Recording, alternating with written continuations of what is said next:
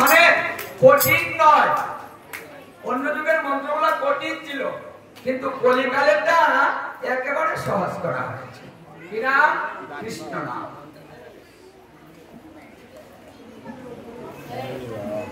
তাহলে এই চার যুগ বিচার করলে দেখা যায় কলিকাল সর্বশ্রেষ্ঠ। এই কথা ভাগবতে বেদব্যাস মুনি সরস্বতী গঙ্গা দিয়ে ডুব দিয়ে বলেছিলেন, হে কলিকাল তুমি ধন্য, তোমার মতো সুযোগ আর কেউ করতে পারেনি, তাই তুমি ভালো সুযোগ করে দিয়েছ। এবার গোবিন্দকে ধরা যাবে, মানে ধরার সুযোগ হয়েছে। এটা অন্য যুগে ছিল না, এবার হয়েছে।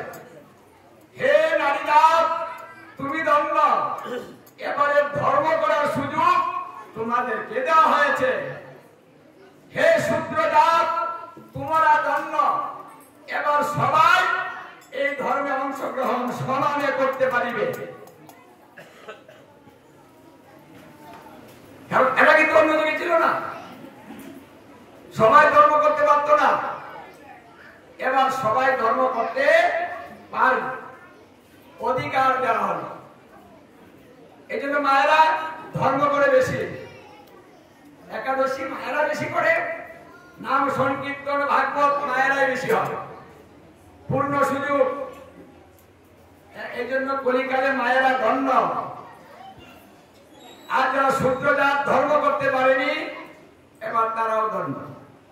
তাহলে ভাগবত এই নিগুণ কল্পতরুণ গলিতং ধন, এই গোপন তত্ত্বটা, নিগুণ তত্ত্বটা একমাত্র ভাগবত প্রকাশ করেছে, আর কেউ নয়।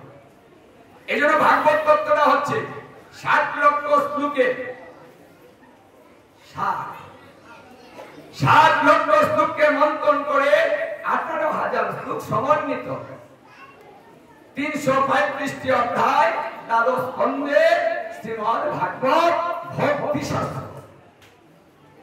এবার ধর্ম কিন্তু জ্ঞান দিয়ে হবে না, পাণ্ডিত্য দিয়ে হবে না, মন্ত্র শিখে হবে না, যদি ভক্তি না থাকে। যার ভক্তি আছে, যদি ভুল ব্যাখ্যা দেয়, গীতা পড়তে পারে না কিন্তু ভুল পড়ছে, যদি ভক্তি থাকে, তাহলে মহাপ্রভু বলেছিলেন ওটাই শুদ্ধ হয়ে যাবে, ভুলটাও শুদ্ধ হবে যদি ভক্তি। যদি না থাকে তাহলে শুদ্ধটাও ভুল বলেই